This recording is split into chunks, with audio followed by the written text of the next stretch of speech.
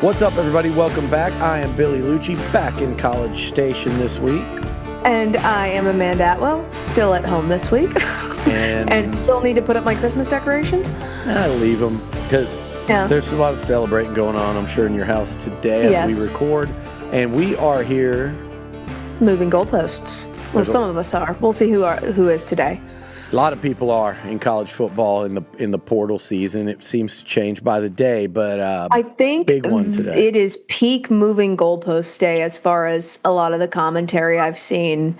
And I mean, I predicted it. I said there was one thing that was going to be guaranteed with this whole Cam Coleman situation was the crash out from multiple fan bases who were vying for this player. And I think we've seen that. I will say I think the one I've seen it the least from is A&M, and that probably has to do with I don't know if say that A&M kind of copped themselves out of this one based on some of your commentary earlier this week of just thinking that didn't have the strongest fight feel anymore. It wasn't it wasn't down to you and another team anymore. Yeah. So I think people were understanding, so as we sit here, we record this on Sunday. We'll probably put it out tomorrow, but I think as people got a better understanding as the week went on, which was, hey, this is kind of trending away from A&M. Like the Aggies are still in the fight, but there's a momentum thing at play. It's trending away from A&M, and that kind of coincided about the time like Isaiah Horton was entering the portal, and again, these things don't happen immediately, but I think people started to kind of, you see the writing on the wall, but understand that the Aggies were going to hang into that fight till the bitter end. Obviously, they would have taken both of those guys if they could, so it wasn't an if then. But the funny thing is, to me, Amanda, is we're going to tackle this in a minute, but my tweet, I believe it was on, I forget if it was Wednesday or Thursday, about the topic. So we'll talk about that in a minute. Just kind of to say, hey, there was a clear point in time where I think momentum swung significantly in Texas's favor, and it felt like the only team that could stop it was actually Bama. And that coincided with Ty Simpson leaving, and of course, I know everybody was joking about it. The basketball game that the Longhorns won, the writing on the wall, the basketball game that I was almost sure we would lose, based on how Texas's basketball season has gone thus far. But what a big win for them, I will say. We don't really talk much about basketball yet, and I mean, Texas hasn't had much to talk about as far as basketball goes. But that was kind of a character building win because this team had looked pretty atrocious thus far in SEC play prior to this. So next Saturday, hopefully that can turn it around at least a little bit. First seasons are always interesting. Hey, this Saturday, Aggies and Horns in Austin.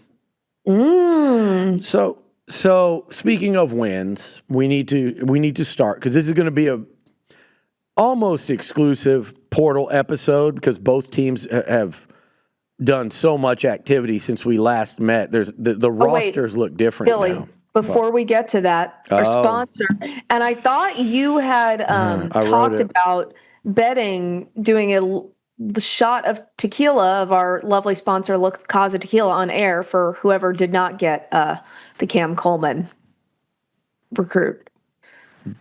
I'm not going to ask if I did because I know I tweeted. I know you and I talked about it, and I maybe could have denied that, but you probably would have found the text. But now, because that was me, I think me, you, and Peyton in there, and now I know I replied to one of the tweets. So, yes, I do owe an on-air shot of tequila, La Casa. And I'm going to need a sniff test from the producers to make sure it's not water and make sure it is actually tequila. So we'll need to confirm that on air with one of your lovely producers. I'll tell you what. Maybe you could do the reposado so we know it's... so it's got a little color to it. So I'll tell you what. If Cade finds a bottle of La Casa, I'll do it.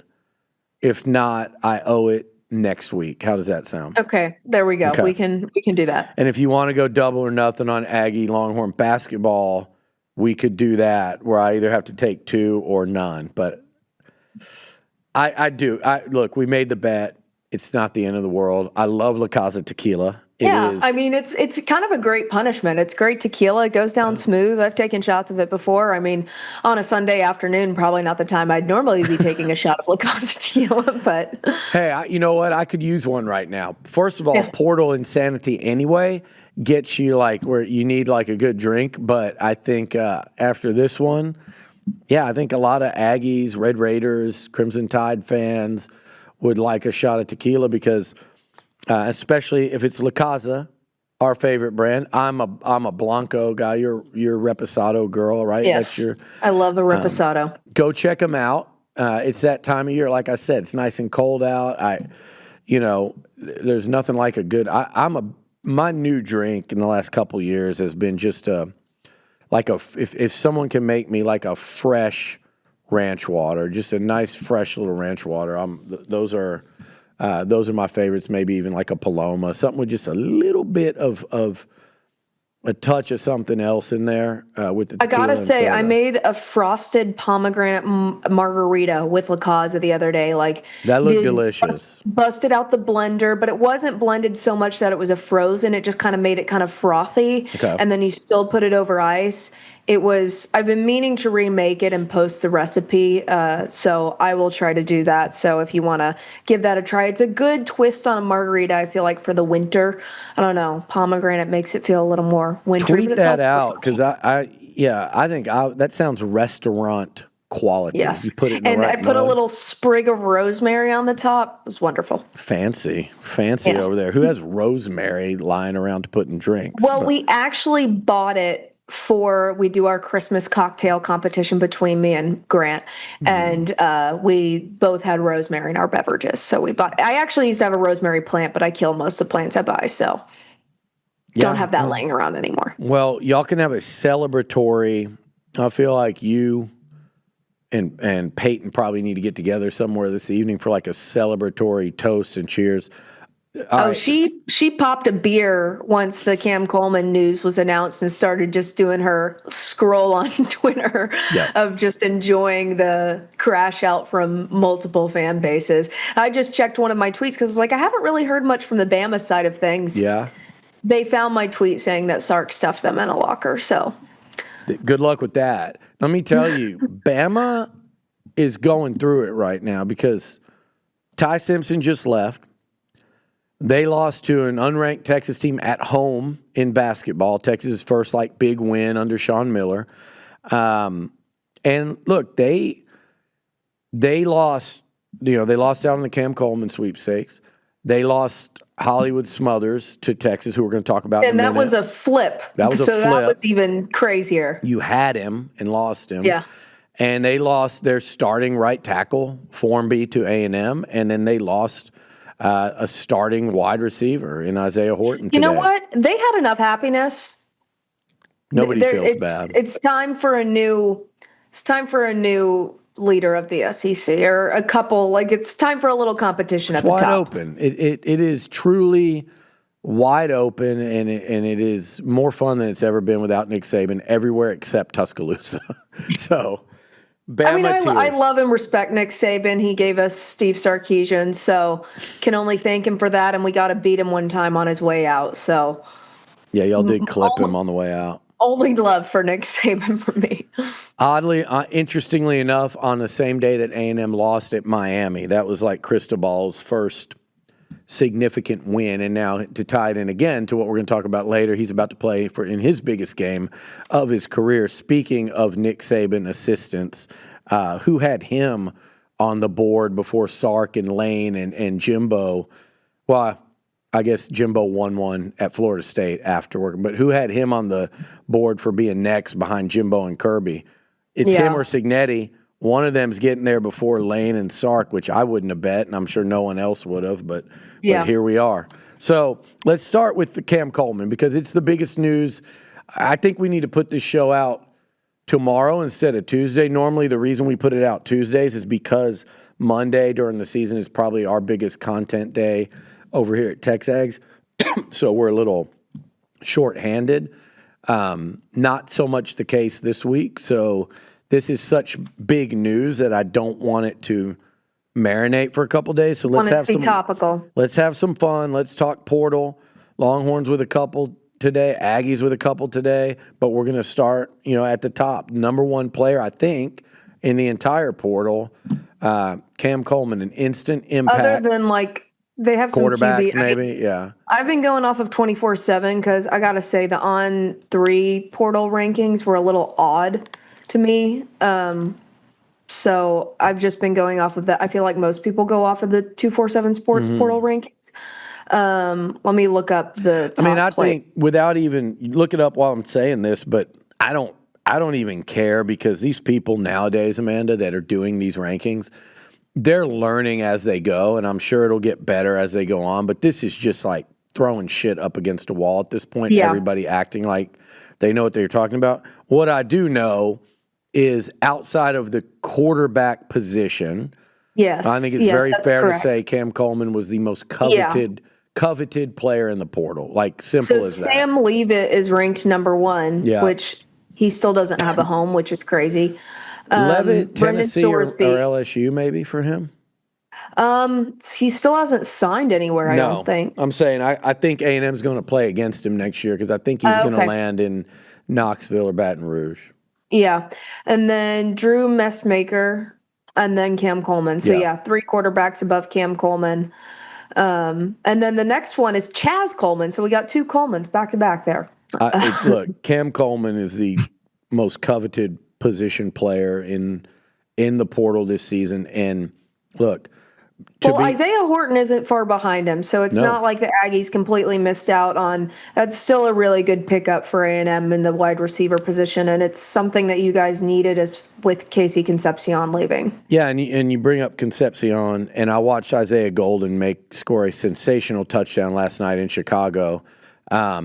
Isaiah Golden, you mean? I mean Matthew Golden. Matthew Golden. Isaiah Golden, that's an old A&M defensive lineman. But Matthew Golden, Casey Concepcion, I'm just talking about portal guys that, the impact that they have had at receiver the last Even couple one and of done, years. just one and done portal guys. And that's what Texas obviously believes they got today in Cam Coleman, which both those guys were all SEC players, Concepcion and All-American.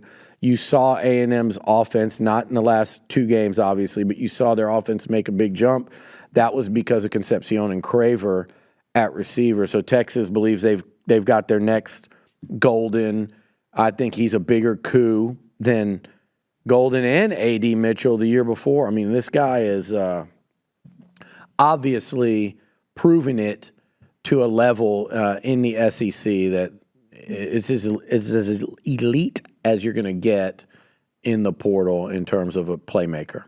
Yeah, and I see your commentary about Wingo. And there has been a lot of questions about Wingo, like, does Wingo hit the portal now?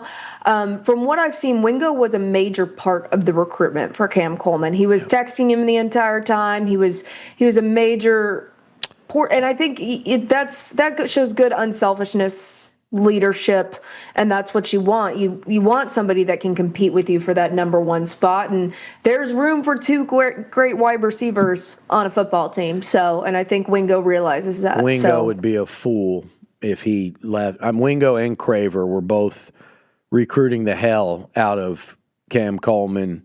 They both are played enough college football to know what that means for them. I mean, my goodness, like give them all the attention and let me eat. That's going to be such a nice thing for Wingo's touch, just the matchups, because you are going to have to fully focus on Coleman. And that was why, to me, like A&M needing another guy in Horton. Now you've got 3 at the top that they really love in Bethel Roman, Craver, and Horton. So, again, the biggest beneficiary beyond Arch Manning in this deal is actually going to be Ryan Wingo, in my opinion. Yeah. And I think he has to recognize that. Yeah. Okay, so let's dive in, Amanda. I mean, what a win. Again, you beat out everyone. It wasn't just A&M. We'll talk about the A&M Texas angle to it in a minute. Beat out the whole country. And I thought kind of not an important, but just kind of a statement. Forget about what it means for the offense, which we kind of touched on and we'll talk about more. Just a statement win for Texas to kind of say, hey, when it comes to these big names in the portal, please do not forget about our ability to win one of these like 2, 3, 4-way showdowns that involve the agents and the players and all of college football I think watching. A lot of people kind of counted Texas out in that aspect because Texas did not go super hard in the portal last year. Yeah. They did not have a top-ranked portal class. Sark verbalized really wanting to still focus on building up recruits from the high school level, but obviously I do like that Sark has like recognized that this sport is changing. College football is changing, and you either have to evolve or you're going to end up 9-3 and missing the college football playoffs. And so, like, recognizing where you made your mistakes last year and where other teams picked up great players and ended up making the college football playoff, and noticing that you need to change that is a good thing. And then I've been getting, I mean, I'm not going to say a lot of comments, 1 or 2 comments about there's been a couple of Texas players who have thought about entering the transfer portal and then rescinded their, not even rescinded their names. They didn't actually enter the portal. They didn't physically put their names in it yet. They just announced that they might be and decided that they were going to return. And there's an old clip, and you can tell it's an old clip because Sark looks a lot different in that clip, if you can, if you know what I'm saying there. But him just saying if a player enters the transfer portal that he doesn't want them back. That you can't have that attitude anymore because there's 25% of all college football players are in the transfer portal right now. Retention is so much more difficult than it's ever been. If you have the opportunity to retain a good depth piece or even a starter that you didn't want to leave, you got to try to. Absolutely. Even if, because I mean, you can't, there's a point where you can't really blame these players for thinking, oh, I can get more money or more reps elsewhere. It's just, it's a hard thing to, it's the nature of the game. And I mean, a lot of these players, it's, you can call them selfish and money hungry, but a lot of these players do not come from backgrounds with a lot of money. This could be a life-changing amount of money. Say they get an injury and don't have a long NFL career. So they want to take advantage of these opportunities while they can. And so, I mean, I try to not resent players for wanting to follow the money, but at the same time, you can respect the players that want to stay at a team because they love the team and it's not just about the money for them. Those things are not mutually exclusive. No. And in some instances, back in the day, meaning like 3 years ago, whatever, 3, not 33, you know, 5 years ago, you had to sit out a year, or especially if you transferred within conference, or you didn't have the tampering like it is today that is not direct, but it's through agents and personnel and representatives. And if you're listening, your team does it, like everyone. I don't care who you are. So don't cry about it on social media, or coaches don't cry about it. But say you're a player in College Station or Austin, and you're not starting. Nowadays, you have 10 teams in the top 20 telling you how you're more likely to start for them. So there's also it's money, which they're always offering more, but it's also opportunity. It's an opportunity to play football, and you combine those two, and it affects damn near everyone, including your starting players. So I don't envy where people like Mike Elko and Steve Sarkisian are during this time period. And I damn sure don't envy, like, imagine like Signetti, Cristobal, these coaches that are still playing. Like, on one hand, you get the benefit of all this program momentum, but on the other hand, you're having to run portal stuff while preparing for some of the biggest games of your lives. So it's almost fixed in terms of the timing, maybe a little more tinkering with it, but you really can't. They got to be in school when school starts in the spring, right? Meaning like this week. So maybe the answer, and I've heard coaches say this, Amanda, I think Joey McGuire had a quote recently that I actually didn't disagree with. Maybe move everything up a week. Why can't college football start like August 22nd, 23rd, 24th? Anyway, we digress. Let's talk more Cam Coleman here. Yeah. Yeah, I mean, going back to we discussed Cam Coleman previously, and I know Yeah. I said we can bring up.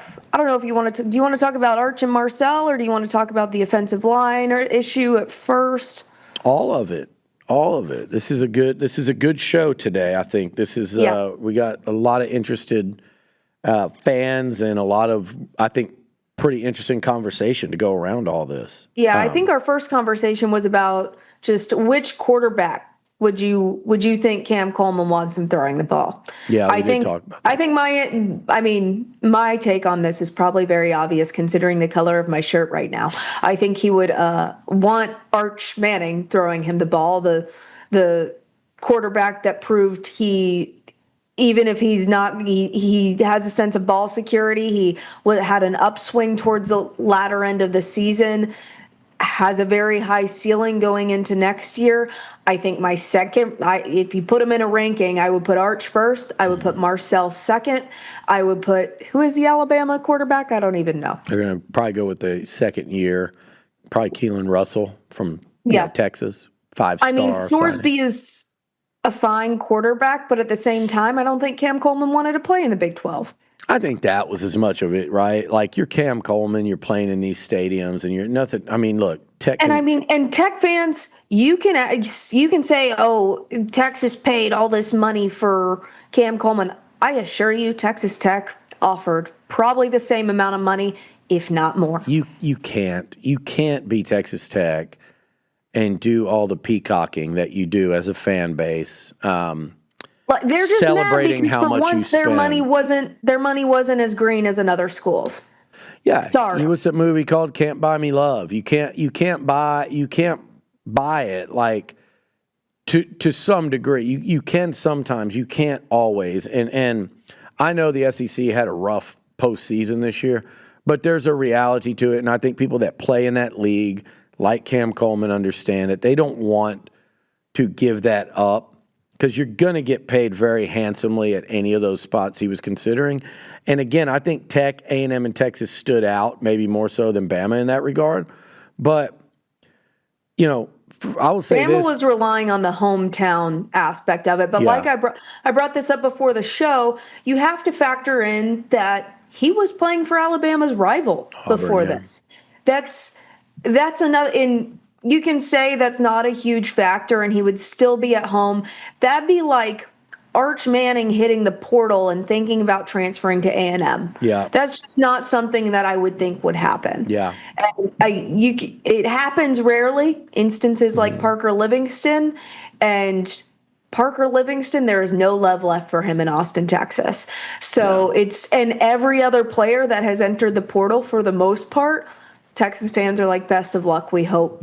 And that's how most fans are like. But when you do so I think you can probably put that in as a factor there. And I mean, I just think Texas had a better case for him. You think Arch was more than a significant factor in this thing? You think he was one of the driving forces? Significant factor. I think he was one of the main factors in this recruitment. Yeah, you know what? Like, I wouldn't argue with your pushback on that. And that's not what I was even doing the week before, more so stating the case for Marcel, not necessarily like versus Arch, but just. I put Marcel second because he is the only other real proven quarterback that is returning from the previous season from the same team, in a starting quarterback role. So Sorsby's good. I think these guys get talked about as better than they are when they go in the portal. And I think if you really break down Sorsby in some of their biggest games or we talk about Marcel in his last couple games, you talk about Sorsby down the stretch as well, or Sorsby versus the best teams on the schedule. Now, that was with Cincinnati players around him. He'll presumably have better at Tech. But I think here's the thing. Put Marcel Reed into this year's portal, and I know that people can be down on the last couple games. Put him in this year's portal and see what attention he would have gotten. That's all I'm going to say. He'd be right up the top with them. Yeah. I mean, I'd rather have Marcel Reed than half the quarterbacks in this transfer portal. We'll go here with that, Amanda, because you mentioned Arch and Marcel, and we've talked a lot about that in recent weeks, really since kind of before A&M and Texas played in Austin, right? That game, and somebody on TexAgs asked me this today, and they were like, man, that losing that game kind of continues to sting as we even get further from it. And it's not holding A&M back in terms of program momentum. I mean, it did to a degree.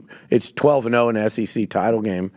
But when you see like a Cam Coleman, and we mentioned Arch and Marcel, you have to factor in the last couple games of Marcel and Arch down the stretch.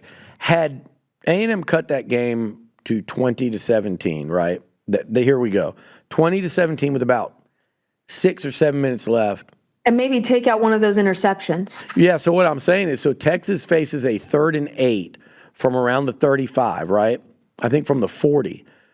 False defensive offsides. Now it's 3rd and 3. Texas says, we're going to run Arch on a QB design run. Blocks perfectly, splits it, touchdown. I don't know if they run that play on 3rd and 8.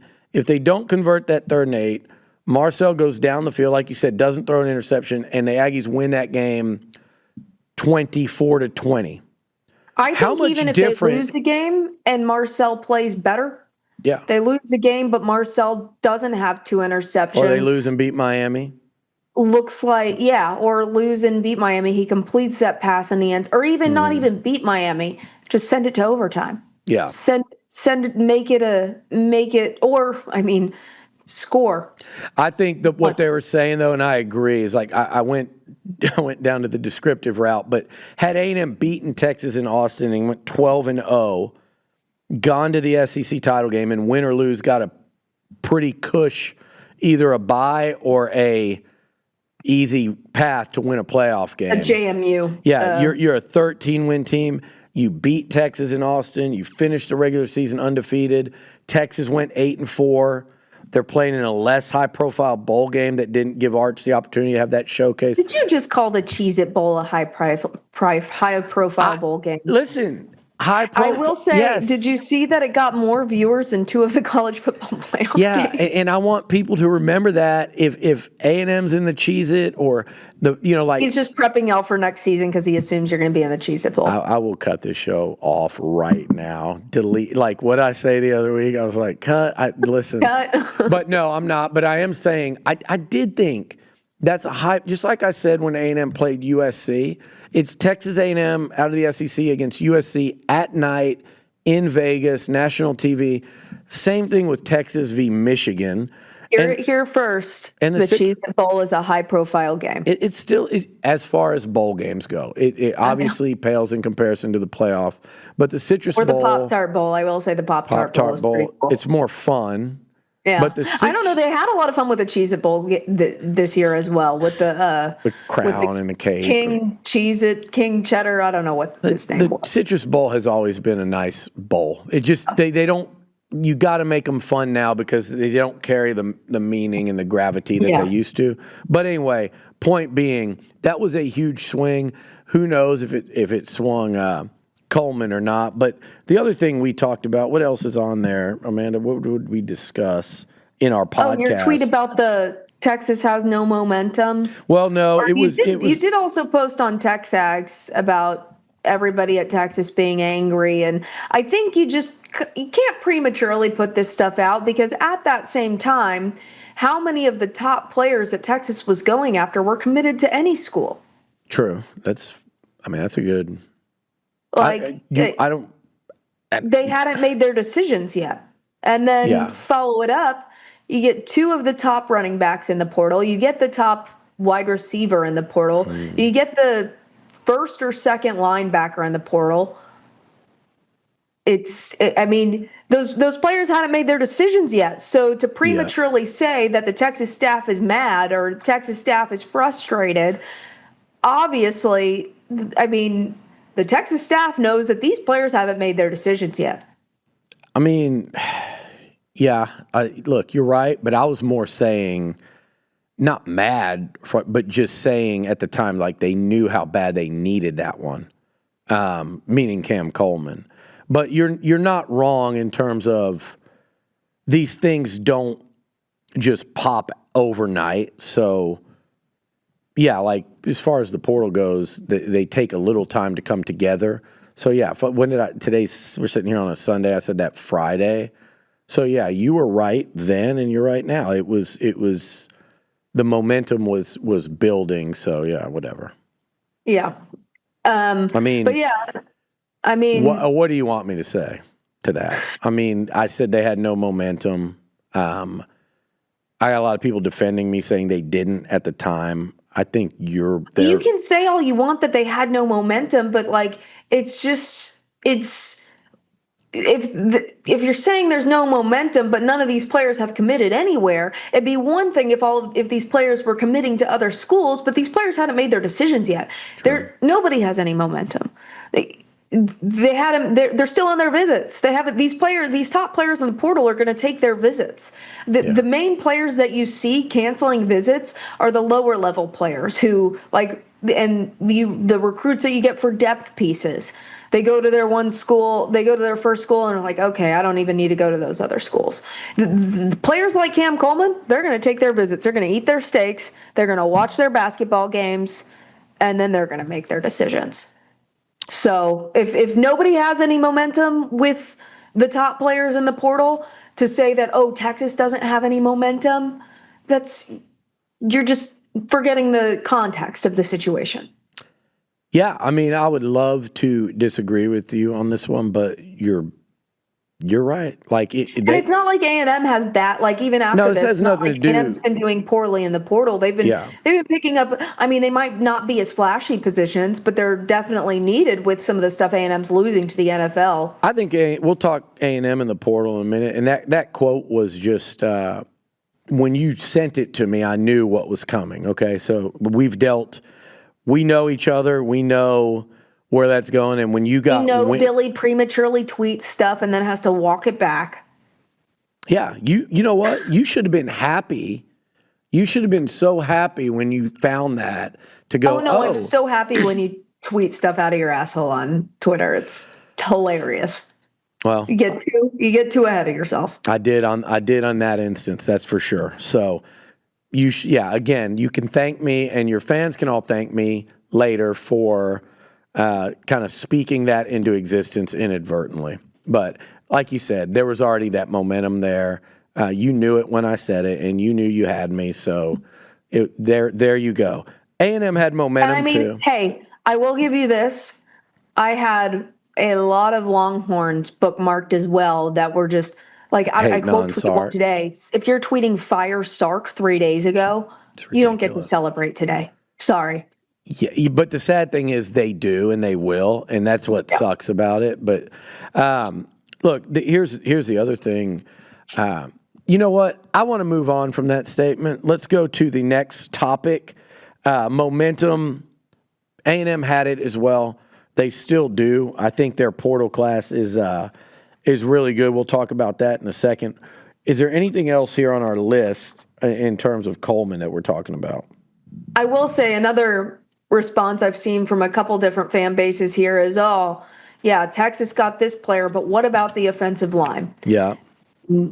And because I said last week, and I still stand by this, that if Texas picks up these big skill positions in the portal, you have the two really solid running backs and you have Cam Coleman. It's all worth nothing if you don't address this offensive line. Now, that being said, Texas's offensive line was playing a whole heck of a lot better in the latter half of the season, but it's still something that needs to be addressed. And today, Texas got some big news in Trevor Gooseby returning, Connor Robertson returning, and then I believe you have Brandon Baker that's going to be coming back as well. So you have three key starters that are returning on the offensive line, which is much different than what you had last year. Yeah, there's a huge difference. Huge difference, especially with how Gooseby was playing at the end of the season. And I think I quote tweeted a video of how Gooseby was playing at the end of the season with that, if y'all want to go look at that. He transferred, by the way, the guy that got blocked in your video. He went in the portal. Well, I should have found one with Cash. He was blocked like right into the portal. I should have found one with Cassius Howe instead. But he's gone too, right? He's going to NFL, yeah. He did not have the greatest of last two games, but he's going to be just fine and where that goes. But Gooseby's a massive return. And look, I tweeted today, like, we're going to do this again, meaning Clay Travis, who I've known forever, and Clay tweeted about Texas likely to be number one, and everybody's Texas talking should about, not be preseason number one. Let's get that out there right now. They can. I have not taken the time. I don't want Texas to I be know preseason a lot of number one. Longhorns said that. I have not taken the time to study the contenders for number one preseason next year, but Yeah, how much is Indiana losing? I know, and at this point, damn, like Signetti, you got to give the benefit of the doubt, but Yeah. so I haven't looked at all that. But at least this year, if they do rank Texas number one, it is with a returning, arrow pointing up quarterback. And it is with an offensive line that, like you said, returns 3 starters, including a projected first rounder, and they're getting a little help in the portal. That by itself, and then you throw in a Cam Coleman, but like that by itself is night and day different than a year ago. So you will see me, I can tell you in advance, whether they're 1, 2, or 3 or whatever, I will push back less. I will be hoping for a similar result. But I will not have, just like I said last week about Arch and the Heisman talk, I will not have the same issues because I stand on what I said this summer. I took a lot of shit for it. I think I was proven right. And in season, when everybody was dogpiling the quarterback, I said, let the O-line get better. If they don't, Texas is going to be a 5-loss team this year. Yeah. They did get better. Quarterback got better as a result. It all dovetailed nicely for you guys. And you will and deservedly should. Yeah, you were probably feeling real good about that November game at the beginning of the season watching Texas. Oh, man, listen, like by about mid-September, when A&M went up and won in South Bend, and then they started winning SEC games, and Texas, even in those wins against Mississippi State and Kentucky, yeah, I would be lying to you. Even after you watched the OU game? Yeah, because right after that. But then you followed it up with the Mississippi Yeah, that State looked like game. kind of an anomaly, right? I was kind of going, damn. But then what were you feeling after the Vanderbilt game?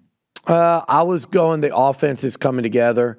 Defense still has some issues. I had some questions about the defense, although the reality is, chunk of that game, the defense looked really good too. They gave Pavia fits. Yeah. That was the game to me that you started to see like the marked improvement as a football team.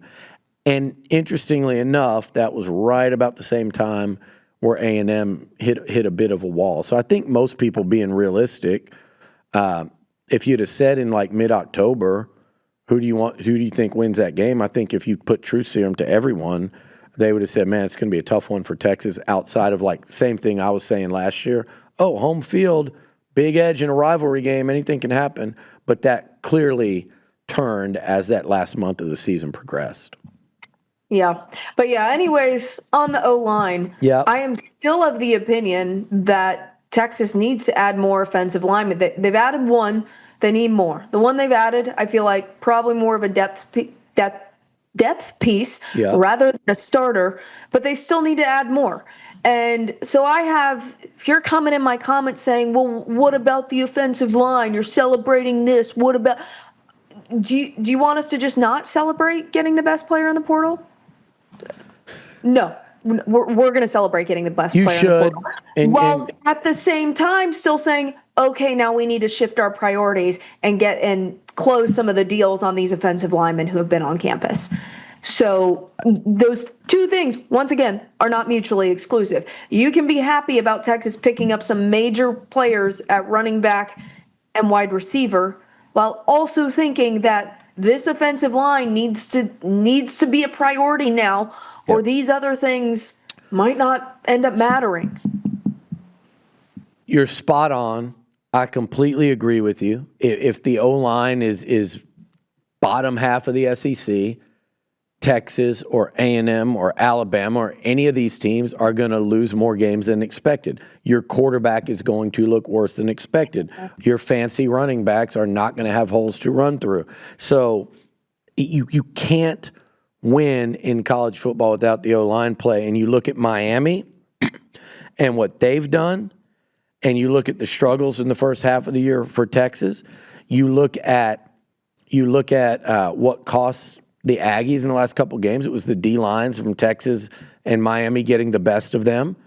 You look at Indiana And this is the thing I did not realize about Indiana until I saw them play Ohio State, and I think the whole country went, oh, they dominated the lines of scrimmage. They have dominated, Amanda, the line of scrimmage against Ohio State, against Alabama, and then last week against Oregon. 3 weeks in a row, both sides of the ball. So you're dead on about this O-line thing. All this skill position stuff doesn't matter if you can't block it. And that's, I guess that's Texas' final quest there in the offseason in terms of this offense. Obviously, they feel good about defensive Texas line. fans can sweat a little bit less with the news that Gooseby is returning and the news that Connor Robertson is returning, because having even those just two spots, critical spots to have some experience in. So just need to add fill a few more holes there. But my least favorite Longhorn. I'm pulling up the text with all of the commitments for both teams, and my least favorite Longhorn fan. This guy is just, and we've got him too, but just the guy that just, you don't ask for his opinion, you don't solicit it, you don't typically. Was that guy in my mentions yesterday? No. Me a female? No. No. Why females shouldn't talk about sports. You don't typically return. Indiana would beat Texas. You know the people, though, like you don't typically reply to them or return their text, but somehow they've got your number and they text you, and it's like, dude, like I could hear from 900 Longhorns before I care to hear from you, but they just, and we Does he watch this show? Probably, and so I hope he knows I'm talking about him right now, because like your bit it's annoying. It's not like, there's nothing like competitive or fun or interesting about it. You're just like keep your trolling to Twitter, not on my phone. Like a swarm of gnats that you walk through that you can't seem to get rid of. Yeah, like I feel like even his Texas friends have told me, like, man, that guy's so annoying. We all have that guy. Aggies have him, Longhorns have him, LSU, we all have him, but this is the guy. But anyway, we're talking about receiver and Cam Coleman, the massive get for the Horns. Now, what about A&M? So this is Portal 101. This is how you win in the portal, and this is how you win on the field, is you adapt and adjust, okay? We saw Texas do it. What was everyone talking about, Amanda, that led to, and it wasn't me, it wasn't you, it was a large portion of your fan base. It was some people, several people that covered Texas. When a player like, I forget who the other big one was, but one of them was Jaden Baugh, right? Yeah. Didn't go into the portal as expected. Everyone thought when you hired the running backs coach, Jaden Baugh was coming with him. Jaden Baugh. I've got tweets. There were celebrations. There were shit talking, everything. He never left. You know what Texas did? They adapted and adjusted, and they feel very good about their running back haul today that we're going to talk about. Yep. A&M, you know what they did? Cam Coleman. You went all in, and for any Aggie fans that don't think so, or you go, oh, we were told A&M has plenty of money, and they offered Cam Coleman plenty of money. I think Cam. I think Tech, A&M, and Texas all offered Cam Coleman enough money to want to commit. For sure. I think the other factors were why he chose Texas. Completely agree with that. And they were not, what you had me pinned down on last week. We were talking about that, and I think your reasons, you probably agree with your reasoning more. Let's put it that way. So with that said, though, what do you do if you're A&M? You make sure that you don't miss out on Cam Coleman and not address the need, which was, let's get another big-time receiver here in the portal, because last year we saw what that meant to us with the Concepcion and Craver. It changed A&M's trajectory in that season. It made Marcel Reed that much better. It made the offense, one of the more explosive ones through most of the season in the SEC. And it was number 7 and number 1 all year making plays. So Craver's back. Ashton Bethel-Roman, another year older. He really emerged about midseason and on. And now you go from there and you say, okay, but we need that next. And in the case of Coleman and Isaiah Horton, who, as we record this, a couple hours removed from him picking A&M, Texas A&M. He went in the portal from Bama, 8 touchdowns last year, almost 600 yards receiving. Was a real impact guy at Bama after transferring from Miami. He's 6'4", 210. Coleman's a 6'3" receiver. The Aggies really lacked that last year, Amanda. I don't know how much. We probably didn't talk about this a lot, but they had a very small receiving core last year, as great as KC was. They really missed Noah Thomas, Sloan Thomas, former Longhorn receiver. Noah Thomas leaving for Georgia. They missed that height on the outside and that playmaking ability. You look at Indiana last night, and the catches Surratt and those receivers are making those contested balls. Isaiah Horton can do that. So you missed on Cam. Here's the thing that people say. Oh, now Liucci and the Aggies are going to talk up Isaiah Horton. No.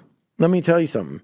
If you went into the portal and there was no Cam Coleman sitting there and you said, hey, A&M is going to end up getting Isaiah Horton from Bama, every Aggie fan would have been absolutely elated with the potential of adding him to the core. So just like Texas did at running back, you adapt and make sure you still get what you need. So Horton, Craver, Ashton Bethel-Roman, Terry Bussey, and they just had 3 standout receivers at the U.S. Army Bowl. They had a 5-star in Jerome Miles that was hurt last year. Somebody out of that pack, this is going to be one of the best receiving cores in the SEC. The bad news is you didn't get the biggest prize. The good news is that statement's still true. Yeah, definitely. So, and we'll talk more about another thing in the portal here in a second. Let's move on. So we talked about where the Aggies go from there. Texas, we referenced those running backs, right? Yep. Let's talk about the heater. We mentioned the momentum a little bit ago. You're giving me hell about it. Let's talk about the actual last couple days and what Texas has done, and then we'll move on to A&M in the portal. Yeah, Texas kind of, they were on a roll the past couple days. I will say, my friend Peyton Yeager. So we have these candles that we light before every game Texas plays. They have a little Bevo on them. And I think maybe because how we lost to Florida was because I didn't have my Bevo candle lit because I was out of town in Vermont.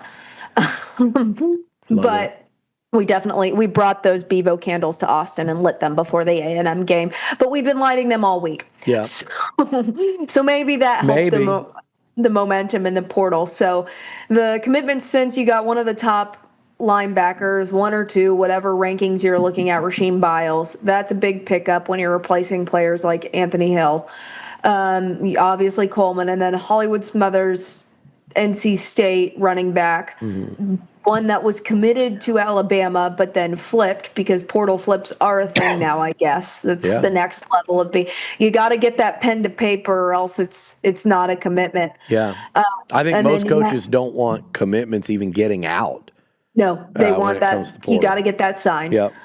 Raleek Brown from ASU, another big, I believe they're the number 2 and 5 running backs in the portal, so not too bad when you're losing Wisner, you're losing CJ Baxter, and you're losing Christian Clark, which is crazy. I would never think that we were losing those 3 running backs in the same portal cycle, because those were, we thought we were going to lose Wisner to the draft this year instead of the portal. A lot of people assumed that Wisner would be gone, but more surprising that he went to the. Can I say something about this now? I think Cam Coleman's elite. I didn't know much about Rasheem Biles. I like getting players that played at Pitt because I really think their head coach, who A&M almost hired from Michigan State years ago, Coach Sumlin almost hired him as a D coordinator. He's a great defensive coach. So A&M took a guy that went from Pitt to Colorado for 1 year, but did most of his damage in that Pitt defense. And I like getting Pitt defenders. They took a linebacker, too, a couple of years ago that he just couldn't quite. He got beat out by another portal guy in Scooby Williams. But I watched his highlights, that were making the rounds, Biles. That dude can play. There's no question. And you see some of that twitch and that explosive ability and just his breaks on the ball. Like, I don't know, like, if the Georgias of the world like line up and run right at him, what it looks like. But man, when he's flying, or that dude flies around, and so that one really jumped out at me. Cryer from Florida State, not as much. Those two running backs, I don't think they're like elite like I see Okay, from wait. I Rasheem got a and- question. If you don't think they're elite, would you consider Jaden Baugh elite? Yes. Okay, well, Raleek Brown is ranked directly below Jaden Baugh in total yards for last season. Okay. Jaden Baugh was 18. Raleek Brown is 19. All right. I think Ball is, I think he's an elite SEC back. I think he's one of the best backs in the SEC. Let's say that. Raleek Brown, I just don't think. I'm trying to think of who I would put in there. Who are the first top couple of guys in the portal? The Hollywood Smothers is 2. Okay. Raleek Brown was 5. All right. So they're elite. No, listen. I don't want you to clip me on this one. Let's talk through this. I think they're Don't y'all need a running back in the portal? I feel like if you picked up one of these guys, you'd be yapping about how elite they are and how much potential they have, because you probably would have done more research on them than you have. That's not untrue. I'll tell you this, because I've read the comments of like your TikTok and stuff, and I would have researched it. Here's the thing. I think they're really good. I think they are a byproduct too of like what's out there in the portal. So I think these guys are really productive. They're really good. Will either one of them be one of the top couple? Will either one of them be an all SEC back? My guess would be no. I think Jaden Ball will. He was already. It's just, I don't know. I think that when I watch them, I think they're smaller, quicker, explosive for sure. Again, I think they're really good. I don't think they're the. Yeah, we're just gonna bookmark this one for later and move on. All right, let's move on to something. I don't think they're the running back. But if they had committed to A&M, what would you think? Let's say one of them did, because I think A&M could have. Let's say Hollywood Smothers committed to A&M, the number 2 running back in the portal. I would have. I don't whether the word elite would have come out of my mouth. I don't know, but I would have been. I think the word elite would have been the first thing you were yapping about, because you would have looked at his tape a little more. Okay, he's a damn good back. It's a great addition. Obviously, Bama wanted him. Basically what I was trying to say was he wasn't, to me, was not like the running back equivalent of like, say, a Cam Coleman. Not like a Jeremiah Love, not a, you know what I mean? Do you know what I mean here? Yeah, I mean, those kind of players, I mean, the running back position wasn't quite as packed with great options. I mean, Weisner is the third best back in the portal. Yeah, so does Florida? Okay, I'm going to try to dig out of this. Let's see how you do with this. Does Florida State think Weisner's elite? When they got him, because Weisner was elite.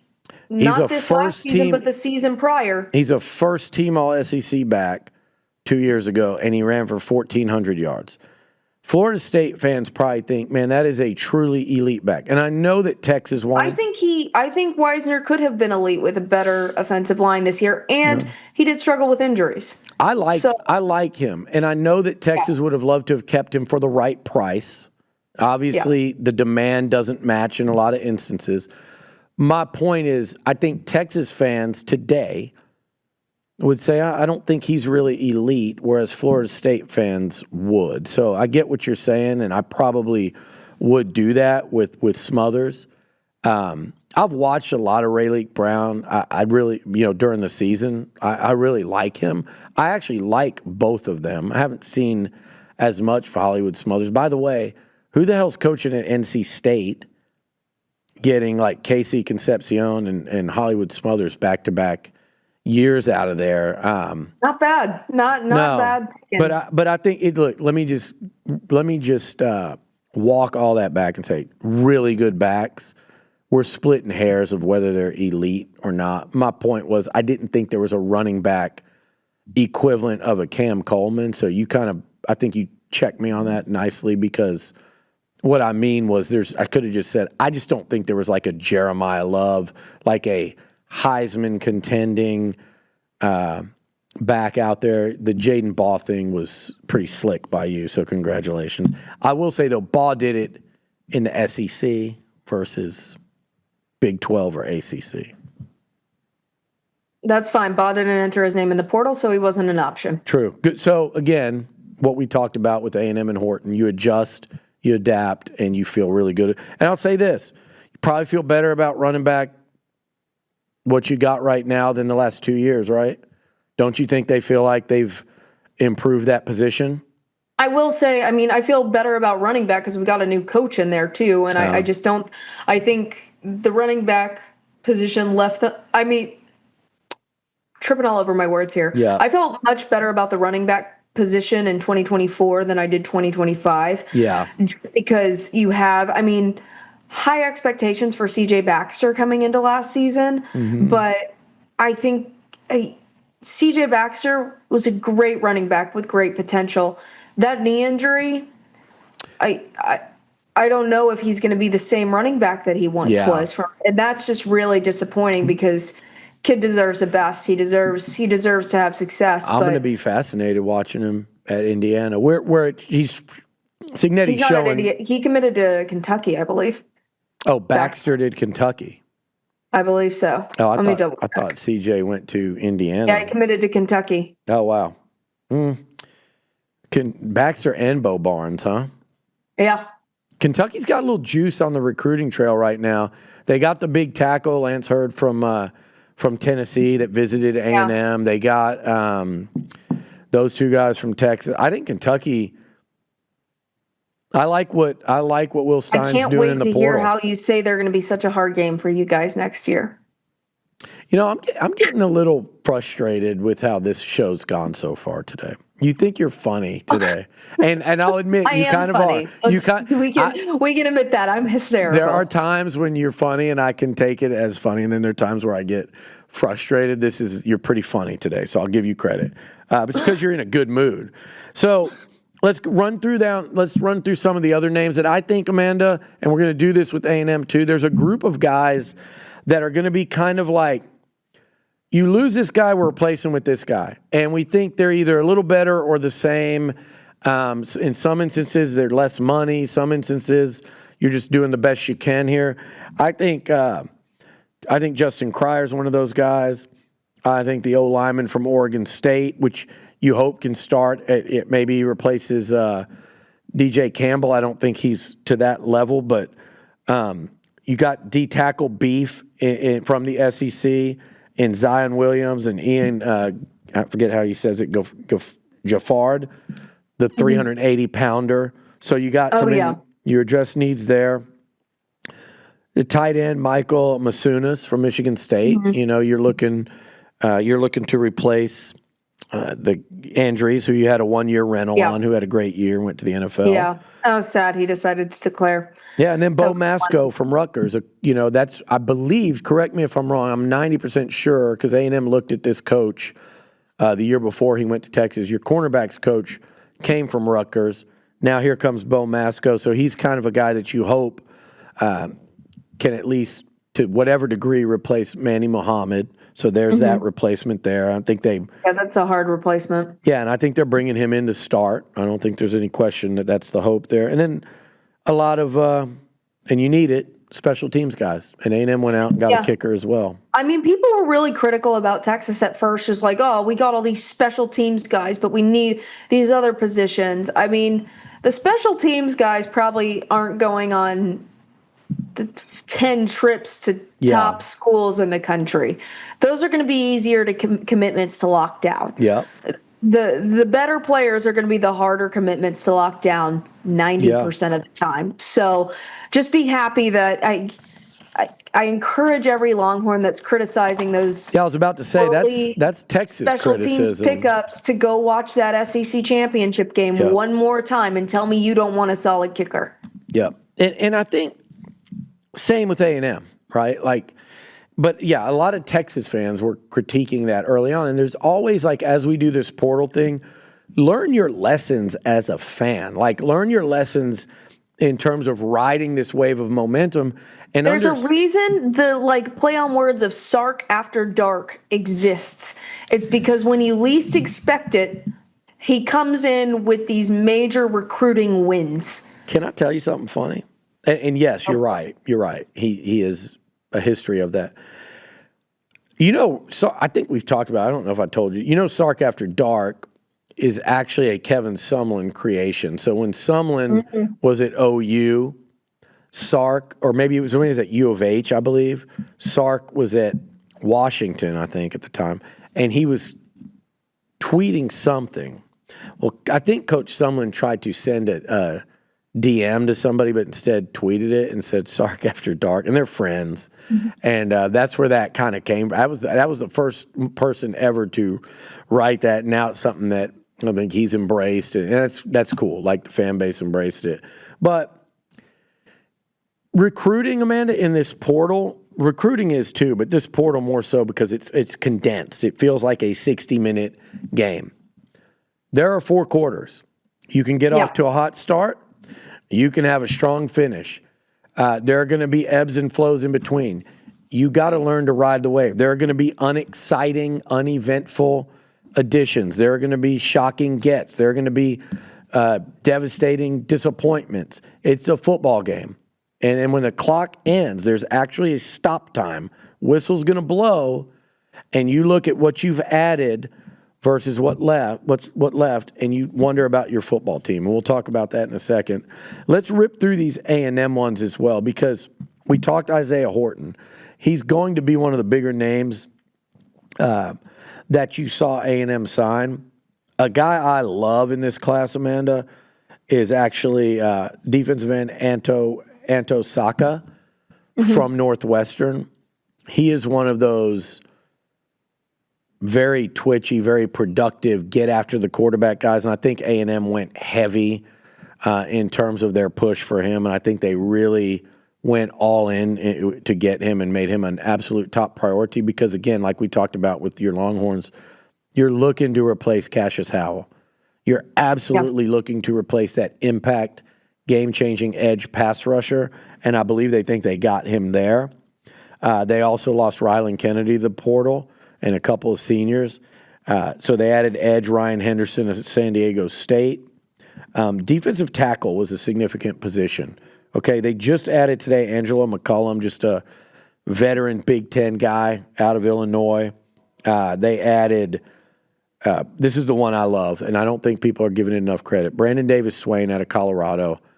He's a guy that they had to beat Ohio State for. And then C.J. Mims of North Carolina, as we're sitting here talking, is on campus for his visit. You feel good about that one. I feel good about it. They added the kicker. Tight ends, Richie Anderson and Houston Thomas, UTSA and Fresno. Those are guys to replace Nate Burkacher and Theo Mellon-Orstrom, who both left. Again, you're replacing with what you hope are the same or better at positions you liked. So they retooled tight end. Tafweek Byard out of Colorado, his brother, actually a star player for the Bears as they move on in the playoffs. Ray Coney out of Tulsa. You lost Scooby Williams and you lost Torian York. And then here's the biggest one to me. The two big ones to me on defense were, I think, without question, my two biggest ones on defense were Anto Saka and Ricky Gibson III. They needed a corner. Will Lee out. Desrick's back. You want those two lockdown guys. They got a guy in Gibson from Tennessee who, entering this season, everybody thought he and the other Tennessee corner were the two best in the SEC in terms of a tandem. They both went down and were lost by the end of game one. So he's back. I think that's a big one. And then A&M, Amanda, the biggest thing is they put their emphasis on O-line. And that was one big thing I've noticed from the pickups that A&M has gotten that I'm sure Texas fans are a bit envious of is the pickups on O-line, and hopefully that's where Texas is pivoting their focus to. Yeah. Because, I mean, also you got to remember, players are not done putting their names in the transfer portal. Yeah, for sure. You had an Ole Miss offensive lineman that just entered that I feel like Texas will most likely look at. Starter. And there will be more to come. So, I mean, it's not done. It's far from done. And I think that's definitely where Texas shifts their priorities, because you cannot squander Arch Manning's most likely last year. You cannot squander it with a bad O-line. That's unacceptable. You have to give him the most protection possible this season, because this is, I mean, probably one of the best quarterbacks that Texas will see in quite a while. So you can't squander the opportunity with him. And I think really interesting, just to wrap up A&M's class, it's very interesting that they took all 4 O-linemen were SEC offensive linemen. All 4 of them. They obviously placed some real value in that. And they've got some good young linemen, but this sets you up to say, okay, we got 4 portal, we got 1 returning starter. If this is our starting O-line, great. If any of these young guys move up and push in there, even better, because then you have veteran depth. And the other theme, Amanda, would be, to me, 6 SEC transfers and counting. So they're obviously, Elko and his staff are putting a lot of credence into watching how those guys perform against teams in talent that they know. Yeah. I will say one of my favorite things about the Cam Coleman commitment is, man, Auburn fans love us right now because we stole him from Alabama.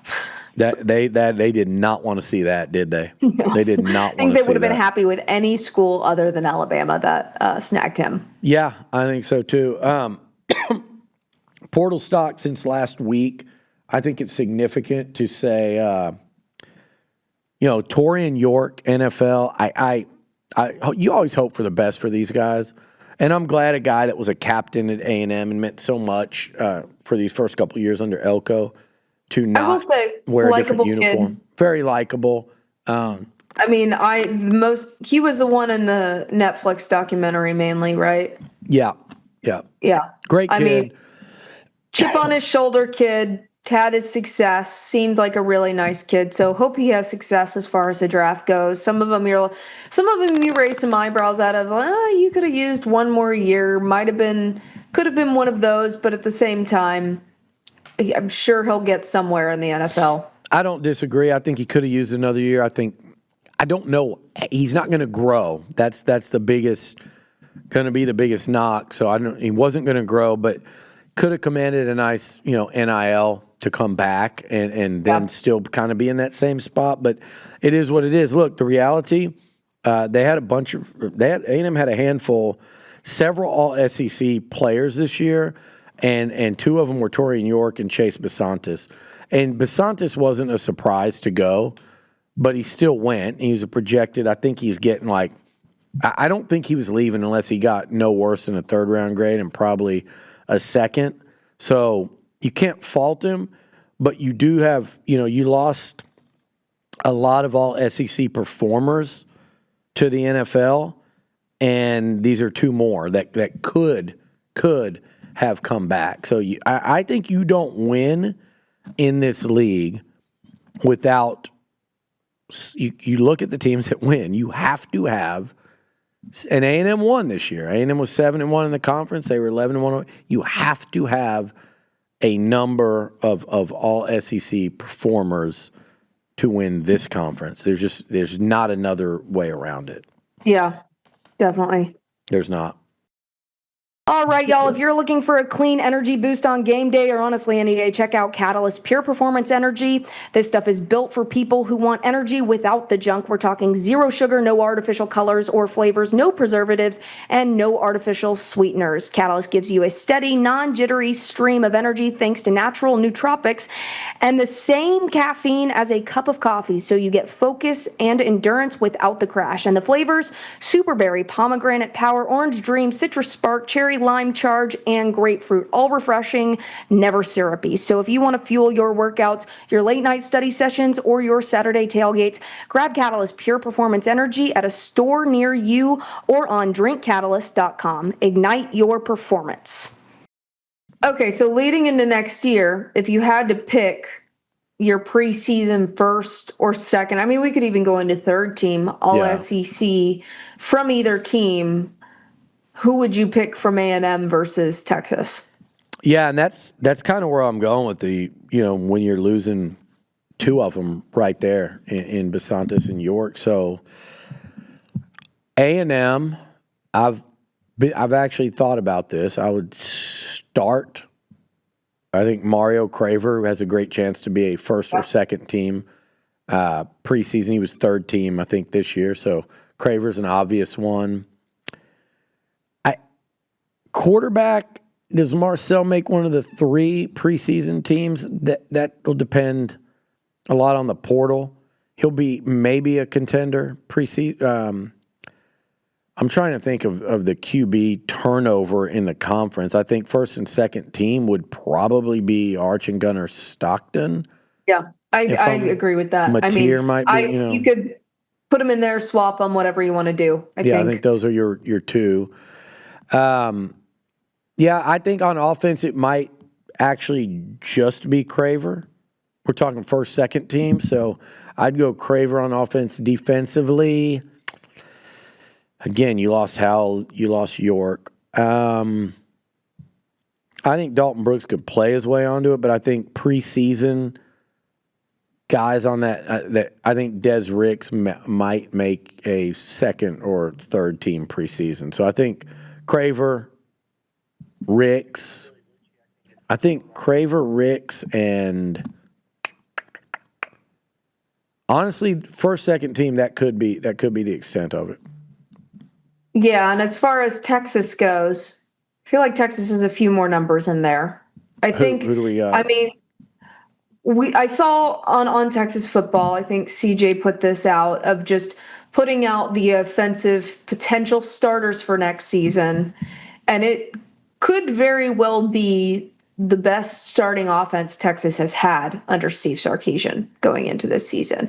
Depending on what they do with their offensive line recruiting, I'm going to add that asterisk in there because we have seen how that can drastically hamper a good offense. Yeah. But obviously we said Arch, and I think the other obvious one is potentially Cam Coleman. Yeah. See how he connects with Arch. Wingo. Yeah, he was on it. He was on it this year. There. Wingo catches half of the balls that were thrown at him that he dropped this year. He would have been, one of the best receivers in the. And I think I have to hope that is just youthful and experience. And because there were a lot of people, I don't know if you remember, there were a lot of people calling for Xavier Worthy to transfer because he had an off season like that where there were a bunch of balls that he should have caught. And then the next year, there were a whole lot of people eating their words on that one. Yeah.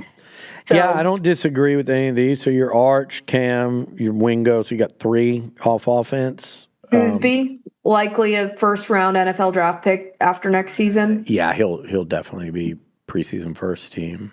Yeah. And then you move over to the defense, Jelani McDonald, returner. Simmons, Colin Simmons is an obvious one. I feel like he was snubbed this year. Simmons or Dylan Stewart at South Carolina probably be those two will contend for SEC preseason I think defensive Simmons player of the year. I think Simmons clears. They're both studs. If we're talking about so them. good. Yeah. Niblet, easy one there. Probably Niblet a first team, special teams. Special teams, yeah, on the special teams side. Don't get me started. Casey, what did you say? Casey clears, but no. But veto. Casey got enough awards in the other categories. I don't disagree. I don't disagree with that. I don't disagree there. Like you can, sometimes I do think you can do that. You can spread the flowers a little bit. But he's going to be your first team return guy this year without question, preseason. For sure. And then Ty Anthony Smith is another one to watch for, which that's a name that I know hurts your soul a little bit. But again, I'm not a fan of your little see. It is funny. It's funny because it's like when I worked at Dave Campbell's, a lot of these players, like you mentioned Dalton Brooks, a lot of these players, like I remember going through the recruitment process with them as far as because we would announce their recruiting. Like a lot of them did their signing days at Dave Campbell's. And I remember Dalton Brooks was one that I was like, oh, I wish he committed to Texas. Somebody introduced me the other day, and maybe it was like before the Miami game. Like I had my friends from Miami in town and my friends that were in town, and we went out, Friday night or Thursday night or whatever. Somebody introduced me to Dalton Brooks' brother. And I remember him from Shiner too, big running back. He was like a D lineman / running back, a really unique player there at Shiner when they were rolling through the 1A or 2A ranks. Yeah, I mean, I wish I went to Shiner High School. Wouldn't that be cool to go to the high school where Shiner beer is from? It's a pretty cool town. I do like all those towns down there. Like, I'm a little partial to Columbus because my boy Matt Schobel, head coach there, led them to the state title this past season. But I love all those towns in that part of the state. They're all my favorite. Perfect. I will say my favorite small football town I've been to. There's probably two.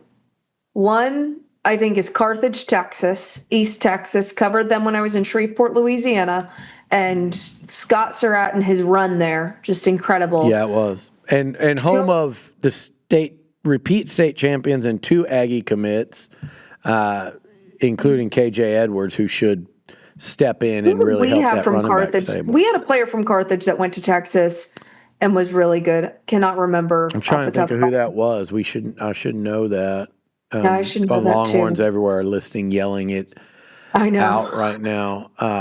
But the Aggies with running back KJ Edwards, linebacker Q Beck, those two, all they do is win over Keontae there. Ingram, that's who it was. Oh, good running back, and then of. transferred, didn't he? He went somewhere else. Yeah, but he transferred out. But I loved Keontae Ingram. And then my second favorite small town in the state that I covered high school football at was Canadian. Do you know where Canadian, Texas is? Is it kind of by Lubbock-ish, or is it It's closer kind to of by Midland, the or? armpit of Oklahoma. Oh, it's That's way the way up I there. can put it. It is very, very far north. They had a tight end years ago that was a prospect, and I forget where he went, either Tech or OU, if I'm not mistaken.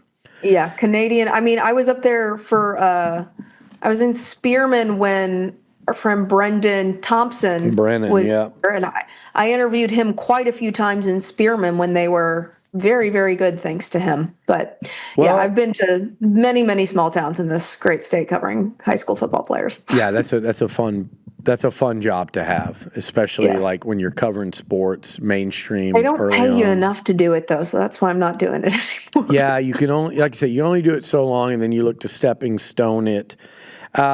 Okay, so I like that discussion. You know what that tells me? Texas has they're going to be very well represented on that SEC team. Like I said, you need that to win. You're not winning without it. And so in the case of A&M, one guy we didn't mention was Horton. But they're going to need a couple of these guys to emerge and be more represented on the list that really matters, which will be your postseason list versus the preseason, because those numbers aren't going to get it. Texas and Texas A&M have kind of flip-flopped this year from last year. Texas had all of those mass losses to the draft. And I feel like A&M, I mean, Texas has had a good amount of losses to the portal this year, but there's only been like a couple of surprise losses.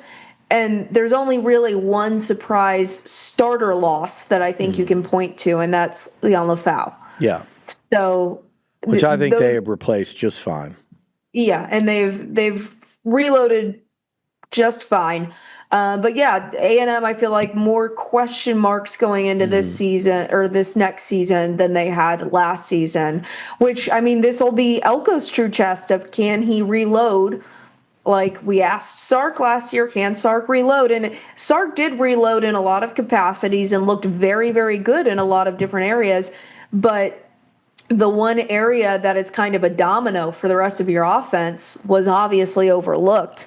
And I mean, you had those other pieces in place, but when you have that one domino that just kind of ruins everything else, you're going to end up with a loss to a team like Florida. And I think A&M paid very close attention to that, Mike Elko, and seeing not just Texas, but some look other at all teams. the offensive linemen he picked up on. Yeah, I mean, it's not just Texas, it's other teams as well that say you can't rely on just taking guys that haven't played a lot, particularly in the conference or the Big Ten or the Goosby SEC. was the exception to the rule in that instance. Yeah, he was. But you can do one. So like A&M signed 4 portal guys, and they've got 1 returning starter, Mark Naboo.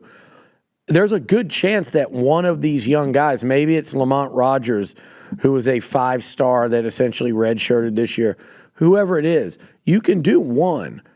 But if you have 3, 4 of them, you're just going to be behind early and deep into the season before you finally get your sea legs under you. And I think Elko paid close attention to that, and that's why they went the route they did. Look, if I'm looking at this year's team to last year's, I feel like positionally, I won't go through all of them, but just a couple positions that jump out where I go, I feel as good or better. It's wide receiver, it's tight end, it's offensive line, and probably secondary. Yeah. Those are the spots I feel as good or better. D tackle is my biggest TBD in terms of that could, but I need to see if they, as we're talking, if they finish that off with Mims from North Carolina and you go 3 portal, DJ Hicks, and then 3 young guys. So I do think they'll miss. Tyler Onyedem was a really good addition, and then so was obviously Albert Regis was a big veteran. So that you could push. So anyway, I think Elko and A&M, as it stands today, have done a rock solid job in the portal. And there's a couple. Big great names at job the top. having your pivot ready to another wide receiver. That was a big finish. You did it better than Tech. You did it better than Alabama, and you picked up an Alabama player. So yeah, you got to have those pivots ready. And people can say what they want about Jaden Baugh. Texas had their pivot. They pivoted to the next best options that they could find, and I think they've done pretty well so far with the running back room. They have. They absolutely have. And it really, it's not like, again, it's not finished. We both know that. There'll be a couple of, but I think we can start to get a real assessment for how you want to grade the performances in the portal. I think both these teams will be among the winners when we look at SEC teams in the portal this offseason, when people start Isn't to do. this podcast so much more fun when both teams are kind of good? Yeah, and the reality. I mean, not even kind of good. Pretty solid teams and pretty competitive teams. I mean, I don't know if we would have started this if we were in dark times right now. Neither one of us. I don't think I would have wanted to do this podcast in 2016. No, and I wouldn't have wanted to do it in like 2021, 2022, or 23 when they had a coaching change. But listen, the reality is A&M and Texas have both, like by whatever standard, have both had, these last couple of years have been exciting, fun. I think right now for both teams, there's a ton to be fired up about. And again, it's great to get Cam Coleman. That is as good a feeling in the portal as you can get. But I think both teams won in the portal, just like both teams won on signing day when they both think top 10 classes, knowing that they were going to have to supplement that with strength in numbers in the portal. So yeah, I'll exchange a Parker Livingston for a Cam Coleman any day. Thank you. No, there's no Sorry, question. Parker. There is no question about that. So as we go on, then let's close this out with what kind of goalpost moving. Do you have anything in particular, or did we tackle a lot of that? I think we tackled a lot of it, there's but been I mean, so much of it. Do you have any specifics that really made you happy today? You can call it goalpost moving. You can call it coping. The two tend to be one and the same when, I mean, the whole thing about the offensive line where they're like, oh, well, they don't have an offensive line at all to protect Cam Coleman, so it doesn't matter. Yeah, they moved it. I think Texas just had to buy their team. Congrats on buying. We're all buying players at this point. We're all buying our teams. Yeah. Like, sorry if your money isn't as doesn't look as good as another team. 2, you don't have the facts about the exact amounts that Cam Coleman was offered from each of these schools. And I have a hard time believing Texas Tech did not pull out a bigger wad of cash than Texas. Because I Texas would Tech agree with you hangs on their that. hat Yeah. on offering the most money. Again, you can't Because why else would you want to move to Lubbock, Texas? parade around and peacock that and then say, well, that Texas just went all in and bid. Well, that's what you do for everyone. For everyone. Yeah. So that And you can hate the system but play the game currently. I don't like how it, like, I think there needs to be more regulation on this. Agreed. Yes. But you Ain't gotta play the happening, but I agree. game by the current rules if you want to win. And so you play the game by the current rules for Yeah. now and hope that maybe it's changed in the future. Yep. But it is what it is right now. So don't sit here and cry about teams buying their players just because your team can't afford to buy the same players. No, I mean, you can't. You can't do that. You just A&M is not lacking booster money. No. Texas is not lacking booster money. I have a hard time to believe Alabama is lacking booster money. It might not be on the same level as Texas or Texas A&M. They have a but legit it's still, thing to be scared of because it's still the University of Alabama at the end of the day. my moving goalposts too. I have enjoyed watching the Texas fans move them around from a week. You referenced some of them because you were getting pretty annoyed with them moving them around from a week ago or so when Sark didn't know what he was doing in the portal. And if you have tweeted fire Sark ever over the recruiting portal, go take a whole seat in the corner and stare at the wall. You're in timeout. And they you went. don't get to cheer for this. Some of those people, I'm like, you don't even deserve a Cam Coleman because you were celebrating and rubbing it in everybody's face about Jaden You don't Ball. deserve to wear burnt orange today. And then you just moved it over to Cam Coleman. My other one is this. I will say this too. The goalpost move on. So it was like Thursday, was it, Amanda, when I said, and you and I discussed this behind the scenes, when I said there was real smoke and momentum or confidence coming from Texas.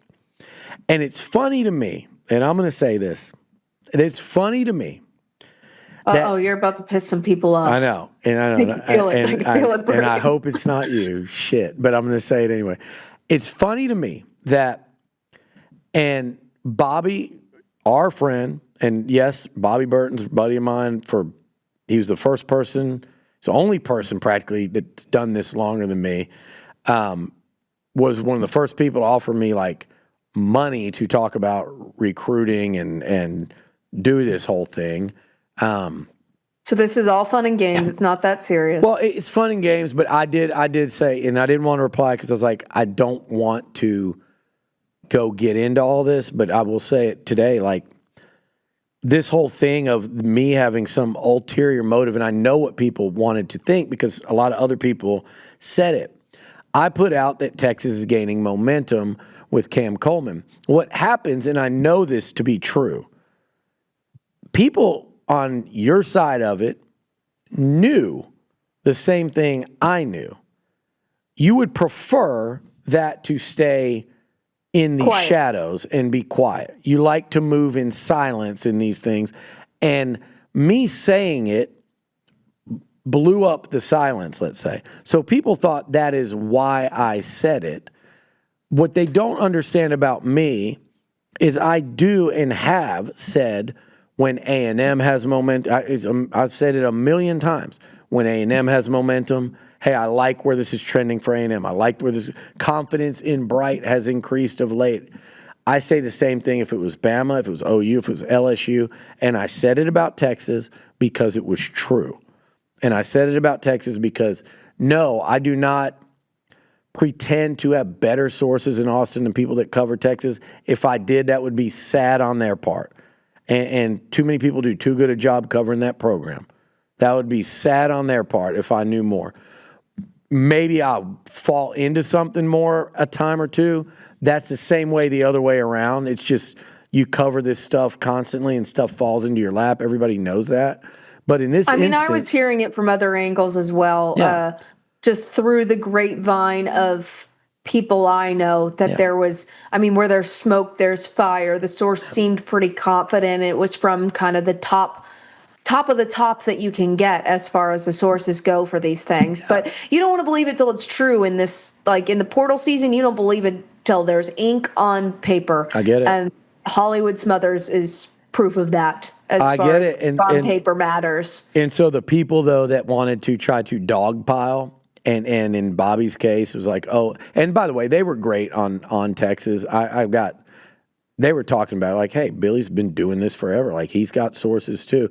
But the thought that me putting that out there, some people thought, and I read it, and they were saying, oh, this is Billy trying to rally the A&M boosters, or this is Billy trying to thwart Texas's momentum by shining a light on it for all the world to see. And A&M knew it, Bama knew it, Tech knew it. Like people, the people that actually Did Tech know it, or was Tech still in their world? Maybe of delusion? Maybe not. I think Tech was still lost in their world of delusion. Fair. They must have got their head in a tumbleweed or something. Fair. And if A&M didn't lose this recruiting battle, if I was you right now, I would be finding so much. Go look at our clip last week. We're talking about A&M or Texas for Cam Coleman, and go read the comments. All you have to do is go look for the cactus, the little pronged cactus. Look it up. I know. It's a great indicator. But it was funny to me, though, the moving goalposts, because everybody was going, oh, Billy's doing this for the.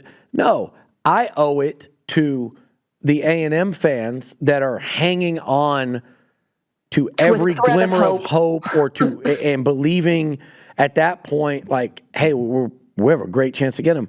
That was me saying, not true. You're not out of it, but momentum has shifted, and there's a lot of excitement coming out of the Texas camp, and they seem to believe there's a reason why. So I just wanted to bring that up because you knew, and we talked about it a lot, and you and I think if people were privy to like our little debates back and forth on it, and I was like, I can handle it. You literally put out that tweet and then texted me, haha, I know I'm going to get hammered for this. Yeah. And which is, you knew what you were doing. It's fine to get hammered for saying, but it's not, to me, like, you can say you think I have a motive. Bobby said ulterior motive. That's fine. Now let me tell you what my motive was. I have a maroon tinted motive. That is your motive. There was absolutely a maroon tint to that motive, but it was for my subscriber base and the A&M fan base, not to sabotage a recruitment because of a tweet saying there's confidence coming out of Austin. I just thought that was silly. One of those moments, whatever. But anyway, let's wrap this up. We got one thing to talk about. It's national title. You won the pick'em. Do I need to take a bow? We need to put in like a celebration noise here. I'm glad. Do I get a prize? What's my prize? I don't know. I'm just glad that you come up with it. I'm just glad that we didn't. I need to leave this announcement here. I know more ball than Billy Liucci this season. Okay. As long as you say this season, there's a lot of evidence to support you there. But again, I go back to fact check me on a lot of things I said. Imagine if I didn't go to France. That would have been a total ass whipping. Absolutely. I will say my international trip is planned for July this year, okay. So I will also say not be leaving the country during I will football. Also say on the no ball front, because of that clip a couple weeks ago, I'm very what am I saying? I'm very defensive about that right now, right? Because so many people like leaned into that, and especially like your comments. I will say, man, I nailed my Texas prediction, my Arch prediction, my Texas O-line prediction, my LSU prediction. Where I missed the most was probably underselling my own team. Well, I think that's just your battered Aggie syndrome for your shoulder. I mean, and I feel like a lot of Aggie fans have that, but I was right about a ton of this stuff this year. You weren't right about how weak your schedule would end up, though. I was wrong about that, and I think everybody was. I mean, everybody was wrong about a lot of things heading into the season. Look at the preseason predictions of who's going to win the national championship. Half of the pickers chose Penn State. I was right about questioning Penn State, Clemson. I was wrong about Penn State. I was very high on Penn State. I think I was more wrong about Clemson than I was Penn State because I really thought the veteran quarterback would bring them through. Yeah. But man, what a crash. You know who we were wrong about? Indiana, along with the whole world. Okay. I love that though. I love Fernando Dude. Mendoza. I don't know if you've seen the clip of his parents cheering for him at games. His dad makes Sits sure down. to sit and cheer on his mom's level because she has MS and is in a awesome. wheelchair, and it makes me tear up. It's so amazing, sweet. dude. Like just an amazing family. I hope they win. I don't know. I hope the best for Fernando Mendoza. Just an easy guy to cheer for. Unless who's Indiana's rival? Illinois, Purdue. I don't know. Yeah, I guess Purdue. if you're one of those, you don't want to cheer for him, but easy for me to cheer for. Same. I'm with you. And Cignetti, not really easy to cheer for, but he's good for I enjoy him. I enjoy watching his antics. I love how grumpy Cignetti looks compared too. to Fernando Mendoza, who's just like smiling, talking about his dinosaur nuggets he eats before the game. It's really a great correlation there. Everything Cignetti's done, but like he in year 2 they've lost two games in 2 years at Indiana. Oh. In year 2, they have beaten the piss. Where they beat Ohio State, then they beat the piss out of Alabama, then they beat the piss out of Oregon, and if they beat Miami and Andy, you're beating Ohio State, Alabama, Oregon, and Miami at Indiana. I've never seen anything like it, Amanda. And the closest thing I've seen, and it's not the same. I know people talk about Bill Snyder and K-State. He went through the JUCO ranks. That's probably the closest thing, but he didn't win. Bob Stoops at Oklahoma, and there's no comparison because of OU's history, but Texas fans and Aggie fans know OU was so incredibly, brutally, disgustingly bad under Schnellenberger and Gary Gibbs and then it was John Blake. They were so bad down the stretch there before Bob Stoops stepped in. And for him to win a national title in year 2, you're forgetting how, like, Indiana would have beaten the John Blake OU teams. So I saw it firsthand in a similar way, but it's not even close to the same because of OU's history, where Indiana has none. Yeah. So, but it was, people forget what a remarkable turnaround that was. And just like I just said, OU went through a stretch that year where they beat Texas, Nebraska, and K-State, all like maybe even in successive weeks. And then they came to Kyle Field and won a shootout against A&M, and then they went on and won the Natty. So that's my comparison that I think hits home. Do you think Miami has a chance in this game? I think they're on there. They're trending in the right direction. Yeah. They're peaking at the right time. I think it will be a better game than what we've seen from teams who have played Indiana. I think Indiana clears. I do too. But who knows? Maybe Carson Beck will have the best game of his career. And man, the crash out from Georgia fans will be very, very real if Carson Beck wins a national championship. Beck better watch out for that early pick 6 that Indiana is so famous for. But yeah, I think Miami will be an interesting matchup from the standpoint of they can shorten the game. And it's funny to talk about Miami as this underdog because it will be, I think, a pretty massive upset if the Canes win. But their defense is damn good. They're banged up in the secondary, though, so I don't know what they're going to look like as we get closer. But I think for Miami to win, they're going to have to win it with that ground game and just controlling the football. So that'll be, can they shorten the football game and limit Indiana's possessions? Because they are a freaking wagon right now. And yeah, I'm with you. I'm going to pick Indiana. I'd love to pick Miami to clip into this. I think you're up by 2 games. But yeah, you won the weekly one. You won the picks. It's crazy that it came down to literally the Final Four weekend. But here we are. And you won Cam Coleman. So congrats on that. A lot of W's for me. Aggies won on Isaiah Horton, though. I think Yeah, think that's a good pickup. it'll get lost amidst, on the Twitter. But like I said, if they'd have gone in this portal session, it's all about adapting, adjusting, and improving your chances at winning next year. And I think both of our teams absolutely did that with this portal. And so, but Definitely. again, I will do my shot apparently next week. Thank Next God week. we didn't. Okay. Think about if you had any confidence in yourself, which I think I'm kidding because I know we all know this, but if you could have bet on the Pick'em contest, you could have won Pick'em weekly, Pick'em game, and this Cam Coleman. I would have been doing 3 on next Sunday. I mean, yeah, this is why I don't generally 3 shots bet of La Casa, and I'm going to bed.